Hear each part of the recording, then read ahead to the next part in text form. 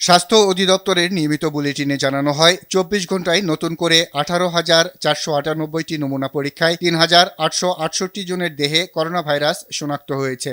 গত ২৪ ঘন্টায় যা পরীক্ষা হয়েছে তাতে শনাক্ত হয়েছে ৩,৮৬৮টি।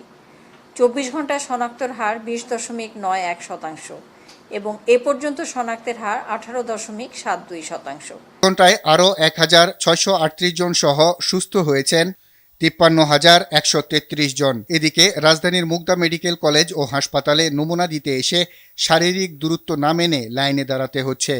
অনেকে আবার রিপোর্ট পেতে কয়েকদিন লেগে যাওয়ার অভিযোগ করেন। এখন আজকে আমি ১৮ দিন হচ্ছে আমি অফিসে যেতে পারতাছি না। হাসপাতালের পরিচালক দাবি করেন নির্ধারিত সময়েই তারা রিপোর্ট দিচ্ছেন, তবে জনবলের সংকট থাকায় অনেক সময় কিছু সমস্যা হচ্ছে।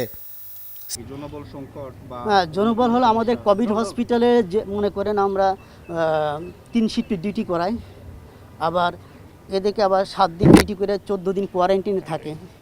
তো যে জনবল ছিল নন কোভিড হসপিটালে, ওই জনবল দিয়ে কোভিড হসপিটালের সার্ভিস দিতে গেলে আমাদের জনবল আরও লাগবে। চিকিৎসার জন্য নির্ধারিত কুর্মিটোলা হাসপাতালেও স্বাস্থ্যকর্মী সংকটের অভিযোগ করলেন রোগীর স্বজনরা।